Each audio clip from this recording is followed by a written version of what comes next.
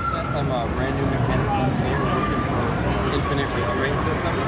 It's a new idea that a couple of guys who have worked at Six Flags for a combined experience of over a decade or over a century. They've got a lot of experience, and they came up with this great idea right here, which is our high precision ratcheting mechanism.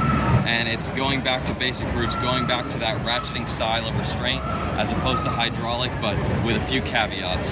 So it's a lot more lightweight, it's a lot more durable, we use very high quality materials, and then of course we've got incredibly precise ratcheting mechanisms that are going to give us a lot more flexibility in terms of the position of the restraint as well as the redundancy, and just ensure that everyone has a comfortable and safe riding experience. Of course, this will be a very adaptable product, so the housing itself is going to be consistent across a lot of different rides, but we're able to change a lot of the different mounting methods that we use to suit our customers and whoever we're working with. And in addition to that, the actual electronics of this are pretty basic in terms of it's about 8.2 volts to run this thing, and it takes a very, very low amperage draw, and only about 2 to do the release, and that's the only power that's required to actually activate the device.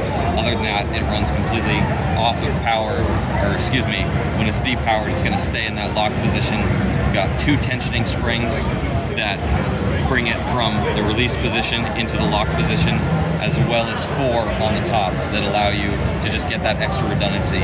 And in addition to that, inspection is going to be a lot easier than your typical hydraulic restraints. Obviously these things are incredibly heavy to deal with, and you have to do leak down tests, and oftentimes you aren't able to rebuild these, you just have to replace them wholesale. Whereas with our device, each of these little individual parts can be checked via these spring checks on the top.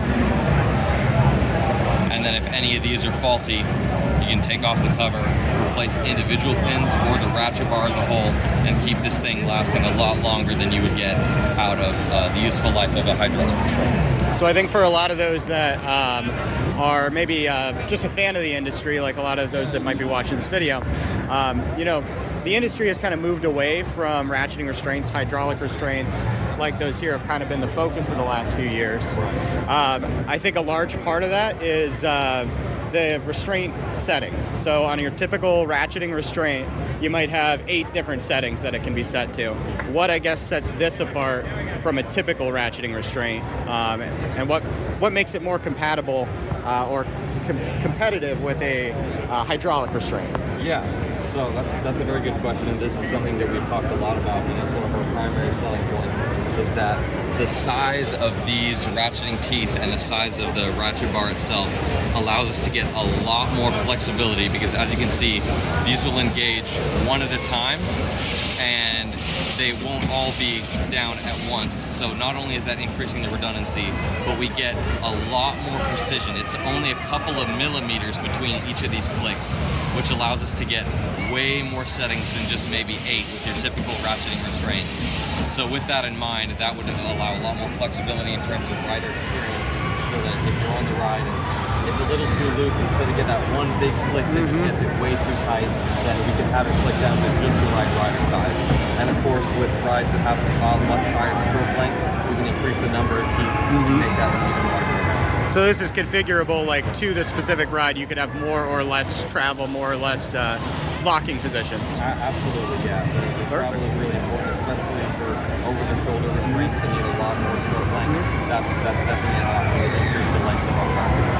And then I guess the last question, big thing with hydraulic restraints is the monitoring systems. They introduced the ability to kind of monitor a restraint when the ride unit's in the station, or even outside of that in some cases.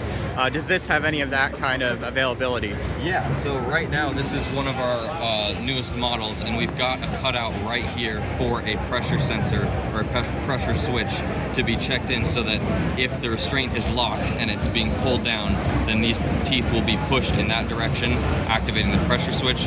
So we've got that pressure check, and in the future we also would like to introduce a slot in the side of the ratchet bar to introduce a magnetic strip, and there will be Hall effect sensors along along each of the teeth and on the ratchet bar to detect where the ratchet bar is in terms of the stroke length, as well as which tooth is engaged on the locking mechanism. So with this, you're going beyond just the typical, okay, the restraint is at this lowered position.